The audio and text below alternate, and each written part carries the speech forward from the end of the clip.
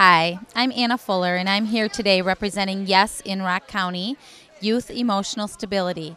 It's an organization, a nonprofit group of individuals who have been meeting for approximately 7 years here in Rock County.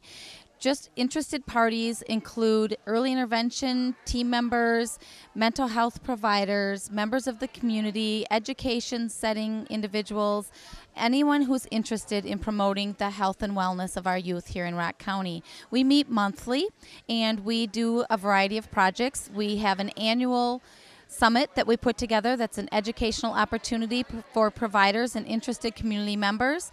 We are very excited about this opportunity here this evening, promoting the awareness and prevention of suicide here in Rock County due to our rates that are out of control and something that we really want to change here in Rock County, and we're very excited to be a part of this. Anyone who's interested in being a part of our group can go to Yes Rock County. Google us and you'll find us a website where you can access information about how to become part of our group, or you can call any of the providers in early intervention and education settings or mental health. Today we have representatives from the Mercy Health System and Dean St. Mary's, as well as Mental Health America, who are supporting this wonderful cause today. We're very excited to have over 300 walkers who are here to support this cause, and we very much appreciate those who are in attendance. Thank you. Hello, I'm Dr. Angela Janis, and I'm a psychiatrist at Dean Clinic, Janesville East. I'm really excited to be here today because this event is really a great opportunity for us to raise awareness about suicide. It's really important to know that suicide is a preventable illness, and the more we talk about it and the more we educate people on how to deal with it, the more we encourage people to get the proper treatment and the proper help they need, and it decreases the stigma. So I think the more we can do this, and the more people are here, and it's a great crowd. I'm really happy to see that. Just the better it's going to be for our entire community. Thank you very much. I appreciate it. We are NAMI, Rock County. NAMI means National Alliance on Mental Illness. My name is Betty Conklin. I'm secretary of NAMI Rock County, and beside me here is Kathy Stephenson of NAMI Rock County. She's our vice president. We have a support group, and we want anyone to check us out. The need is very, very high nowadays to get some education, and we are education, advocacy, and support for those suffering with mental health. Thank you. Okay, I'm Dennis Gates. I'm here, in this instance, I'm here for the Journey Mental Health Center, which used to be the Mental Health Center of Dane County, representing the Survivors of Suicide group, which is a group that offers support for people who have lost someone to suicide. We meet second and fourth Tuesday of every month from 7 to 9 at 625 West Washington in Madison. And basically what we do is try to create a safe and respectful environment for people to talk about their suicide losses, which not everybody wants to talk about your suicide loss when you're somebody who's lost someone like I am. And I actually lost my son 20 years ago, so it's I'm used to the way people behave now, but nothing helps a survivor heal like talking to another survivor. Anyhow, and actually Laura Binkley and company are trying to get a group started here in Janesville. They had one going, which sort of fell apart, but now they're trying to get another one going, and I wish them luck with that, and I'm going to do my best to help them with it.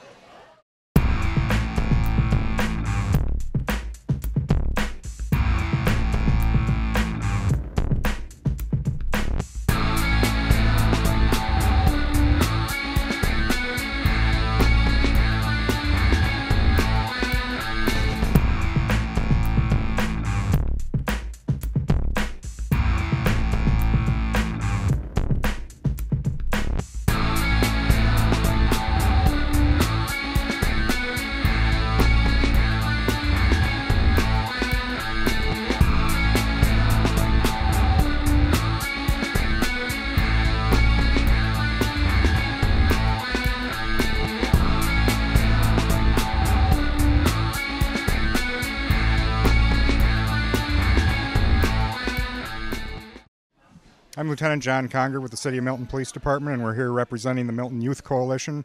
We're a group of community members that have come together to address bullying in the City of Milton. It was a problem that we saw on the rise last year, and we've come together to put some programming in place. As you can see, we've got t-shirts, pamphlets, other promotional materials. We've got signs up throughout our community displaying the Live the Milton Way, no bullying, safe in our schools, safe in our community. And we're hoping to roll that message out throughout the school year, including some Lunch with a Cop programs at Northside Intermediate School, where an officer will go into the classroom, a random one, and talk to the kids about bullying and just keep the dialogue open. And it's just our way of tackling an issue that we think is important to our community. Thank you. Hi, I'm Sherry Faber, and we are here representing Janesville Mobilizing for Change. Janesville Mobilizing for Change is a coalition that's working to reduce youth substance abuse. That includes alcohol or prescription drugs. Part of the reason that we came to the Suicide Prevention Watch is because we were hoping to work on educating parents about prescription drugs and how youth sometimes get a hold of those and misuse those, and that they could be misused by a teen who is suicidal. We have coalition meetings once a month on Thursdays at noon in the public library, the Hedberg Library Public Meeting Room, if anyone would like to join us. And this is Sarah. Yeah, we're hoping to work with our entire community and work on protecting youth, not only from drugs and alcohol, but also from suicide, and just making Janesville a better place for all of the kids that live here. My name is Kelly Blair Osterman, and I'm from the Ruby Project located here in Janesville. And we're a forming nonprofit group to help kids and senior citizens that identify as lesbian, gay, bisexual, transgender, questioning and allied, LGBTQA, through supports and services. We offer a couple of different programs. Right now we have a gay and gray group running in Whitewater and Milton, and we're currently recruiting for our board of directors. And that's pretty much who we are and what we do. We have a website at www.therubyproject.us. Thank you. Hi, I'm John, and we represent Tagos Leadership Academy. We're happy to be a part of the YES event tonight. Tagos is a project-based charter school here in Janesville, serving students in 7th through 12th grade. Our website is tagosleadershipacademy.org. Thank you very much. Hi, my name is Kim Hesgard and I work with Mercy Health System. Mercy is here as a sponsor tonight at this walk, and it's just absolutely an outstanding night, and we're so proud to be here with our community. Thank you. So I know this isn't easy for any of our speakers, so if you just bear with them. I know a lot of people have their struggles in here, but there's also some hope and some wisdom to be learned by listening to others. So we're going to get going here, and we're going to start with Jessie. And I have to tell everybody, this walk was really Jessie's dream.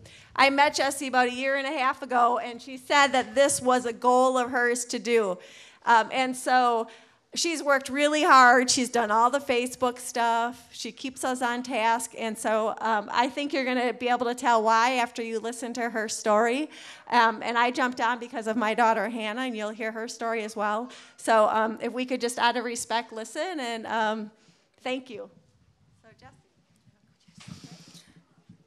I will try not to cry. I do not promise anything. Thank you. Okay. So,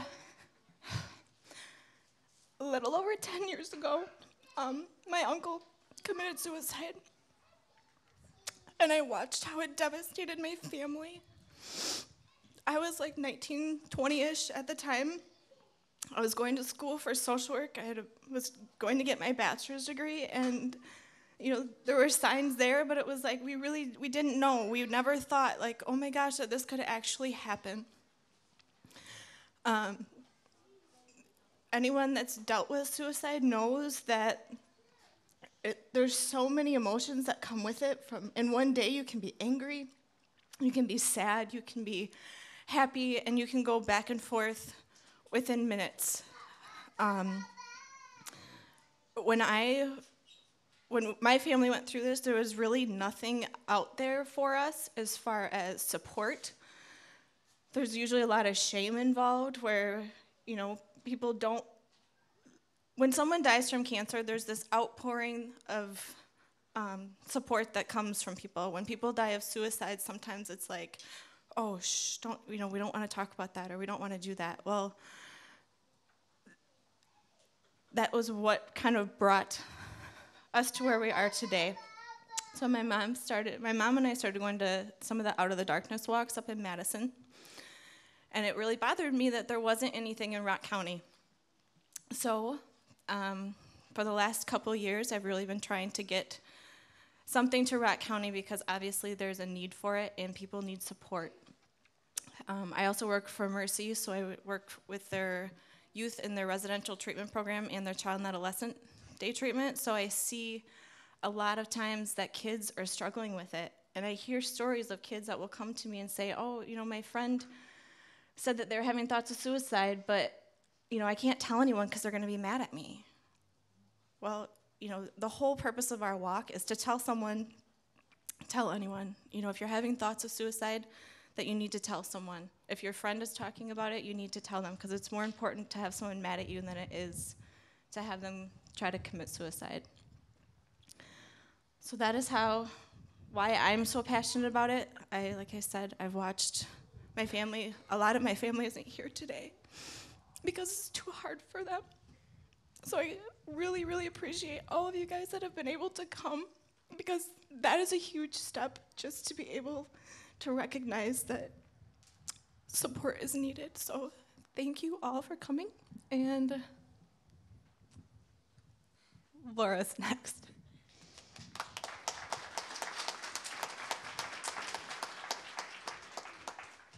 Good evening. Thank you all for being here. I lost my dad to suicide. It'll be 18 years next month. And when I lost my dad, it was shortly after my stepmom died of cancer. My dad had came to my house and he had handed me his life insurance policy. And at that time, my stomach started turning, all the hair on the back of my neck stood up, and I knew something was wrong. But I didn't know how to talk to him about it. All I thought was, oh my God, he's going to hurt himself. So all I said to him is, Dad, you're not going to do something stupid, are you? Probably one of the worst things I could have ever said to him, but that's what I said at the time because I didn't know any better. And most of us that have lost somebody didn't know what to do. We didn't know the warning signs. We didn't know how to talk to them. We didn't know what to say. We didn't even know it was okay to talk to them about suicide, to ask them if they were thinking about hurting themselves, if they were thinking about suicide, if they had a plan. I do this today because I've been doing it for about the last 4 or 5 years, talking about suicide prevention and education. With cancer, we know that the best chance most of the time is either doing chemo and radiation. Well, in suicide prevention, there's a lot of things that we can do. It's not a guarantee, just like a cancer doctor is not a guarantee they're going to be able to save somebody from cancer. Suicide prevention and education isn't a guarantee, but at least it's a step and it's the best chance we have right now of helping somebody. So please learn all you can. There's a ton of information on the internet. There's a ton of information inside. There's a lot of trainings that go on that I know that Tony does in Rock County. I know there's QPR trainings that are available if anybody's interested in that, and that is how to question, persuade, and refer somebody that is suicidal, how to get help.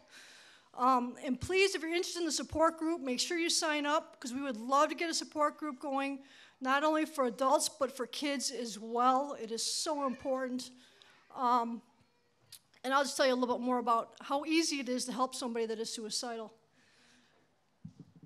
About 1.5 years ago, I was sitting at my mom's house, and I had a little bit of training since I had lost my dad, and her phone rang, and it was a girlfriend of hers, and she said, no, Laura, we're watching TV, just let it go to voicemail. So it went to her voicemail, and it was going, we were listening to it, she was talking, as she was talking, it was on speakerphone, she was talking, and you could hear her saying goodbye to her.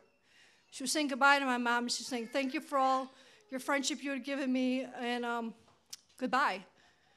And also my mom looked at me, and she's like, Laura, I think I better go take this phone call.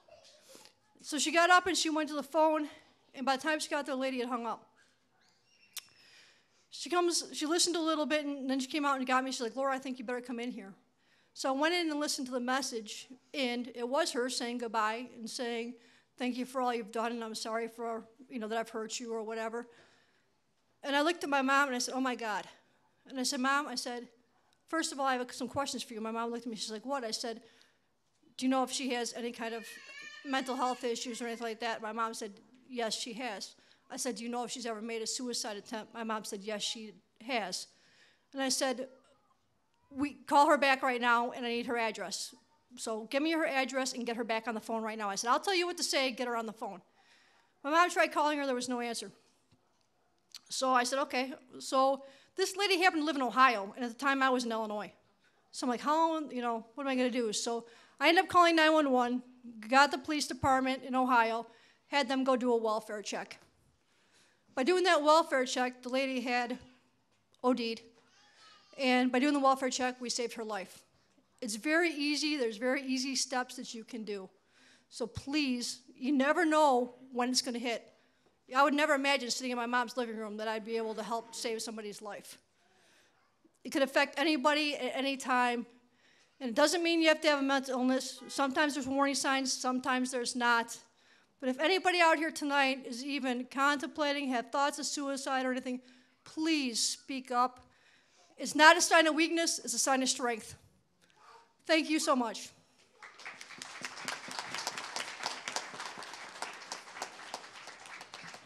Hi everyone, my name is Ashley. I lost my dad to suicide. I was 16 years old, and I got a phone call one night. He said, oh, Dad, I'm coming home. I was so excited because we had been at my grandparents' house. And he's like, okay, I'll see you tomorrow. Well, I pulled in the driveway with my brother in the car. I don't even know how the car stopped. I opened the garage, and he was laying there dead. That's probably the hardest thing that I've ever had to do. But, I couldn't believe that it happened. I just couldn't. I ran to the neighbors. Oh my God, I don't know what's wrong with my dad. And to find out that he really was dead. I cried so much that day. I woke up the next day, and I couldn't even open my eyes. That's how bad it was. So we went through a trying time. There was a lot of hard feelings, a lot with my parents, a lot of family going through a lot. Why did he do this? What's going on? What did we do wrong? What did we miss?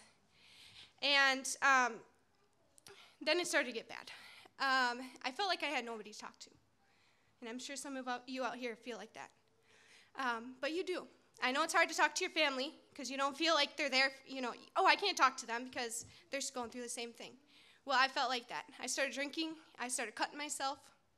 And it was so hard. And I couldn't stop. It started one day, and it continued.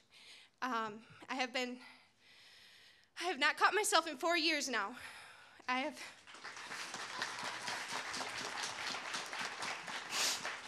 went through a lot, and I've graduated this past year with my MSW. And I want all you to know that just because you're going through these hard times, just because maybe you're contemplating suicide, maybe you're cutting yourself, maybe you feel like you have nobody to talk to, tell somebody. Talk to somebody because somebody will be there to listen. I know it's really hard, and I understand that, but you can accomplish great things once you actually do step up and talk to somebody. So that would be my biggest, I can't even think, to tell you guys, is just tell somebody. Really talk to somebody because you can get through it. It's really hard, but you can do it, okay? So thank you. My name is Tony Farrell Sr. I'm a deputy coroner with the Rock County Coroner's Office. And I've worked both in Wisconsin and Illinois. And 42 years ago, I was called to my first suicide. I will never forget that suicide or any of the suicides ever since in the last 42 years. I give my deepest sympathy and condolences to all of you that have lost loved ones. My heart goes out to you, and my heart goes out to all of you that spoke on the stage tonight. Thank you, and my thoughts are with you. I am also a survivor of suicide in our family. The goal today is to create awareness and prevention. The coroner's office is committed to do this, and our mission is education and prevention. through our safety series, and this service is to help all of those. The 3 programs that we have, the first program is the suicide prevention. At free of charge, and there's no cost to anyone or no expenses. Everything is free that I will speak for any organization or individuals or any group in Rock County or surrounding counties. Our presentation and video is on YouTube. You may go to the Rock County Coroner's Office, YouTube, Suicide Prevention Safety Series, and we ask that please spread that around so everyone can learn the warning signs, because the more people that know the warning signs, the better help we can all be. Second program is a Remember Me program, and this is for anyone. For if somebody is not feeling well, then we've given out 17 stuffed animals, 1,700 stuffed animals this year, and they are free of charge, so please give us a call if we may help. And the third program is the survivors of suicide, and we're networking as much as we can to help those that have had a tragedy in their family or friends. The theme tonight is to tell someone, tell anyone.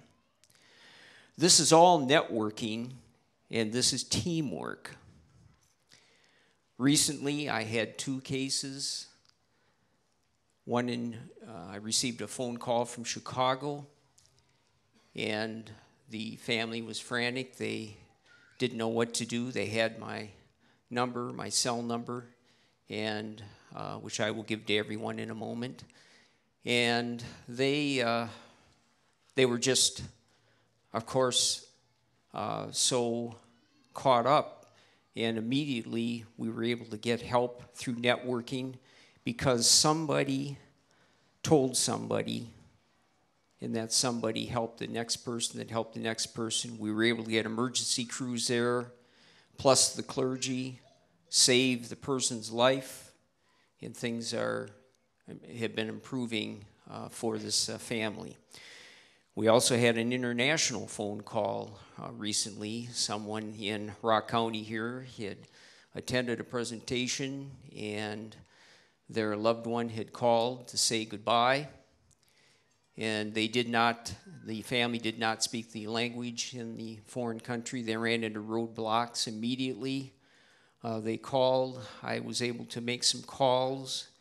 We found, this is going to be emotional for me, we found 2 missionaries in that country. They got there with the help of the local authorities and saved this person's life. Tell someone, tell anyone, and save that life. It's networking. In this case, was international. The other thing I'd like to mention, of course, is hope. Hope is so important for all of us, for all those that have suffered a tragedy. And I want to tell a quick story, and then I'll be done with my comments tonight. It's Joey. Joey, this young man was just such a sparkle in everyone's life. My wife and I, we volunteer during the summer for children that have disabilities, and they have a summer camp up in Waupaca, Wisconsin. Many families from Rock County attend. And I was talking to my brother-in-law. It's a nonprofit organization, and it was a foundation that he had started in 1982. And I saw so many wonderful children, and they had been through so much, but they never complained. But Joey came in, and Joey was just so bright and tried to help everybody. And I said, well, Joey, I asked my brother-in-law, I noticed he had just severe disabilities. He said, well, Joey's had a tragic life. His father was not with the family, and the mother was responsible for raising Joey, and also the older brother. And of course, she had to work extra jobs, and so the older brother ended up being the caretaker for Joey. Joey's older brother ended his life. Joey always felt that it was his fault that his father left and his fault that his brother ended his life. He had many surgeries, and he was in pain almost all the time.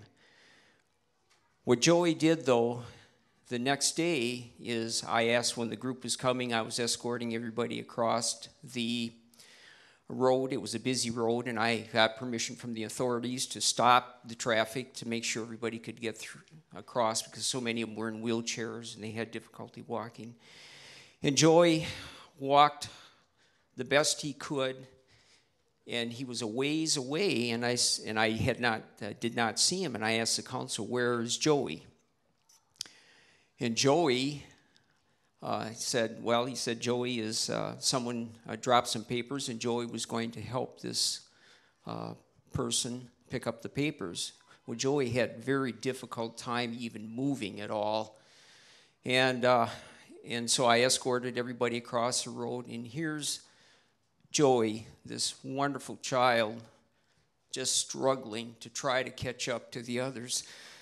And I saw the pain in this young man's face, and I thought about his older brother and the pain in his family, in his mother, and he had tears in his eyes, and he was just struggling to try to catch up with everyone else. And I had stopped traffic, and he finally just stopped, and his shoulders just dropped, and he said, "That's okay, Mr. Farrell. I don't mind waiting." Well, everybody said, "Joey, there isn't anyone on this road or anybody here that doesn't have another minute or so to wait for you to come across and join everyone else." And somebody gave Joey a chance. He stood up as straight as he could with a smile, and I knew he was in pain, started out. And I always made the commitment, Joey, you taught an almost 64-year-old grandfather here the true lessons of compassion. We can help one another. We can network. We can teamwork. And we have faith to help each other out. You are not alone. When you feel down, let's get up and let's go in together. And I always remember Joey. Anytime I'm a little down, I think of what this young man has gone through and the tragedies he's had in his life. And it just makes me want to go out and help someone else. And it's important that we all tell anyone. My cell number is 751-2065.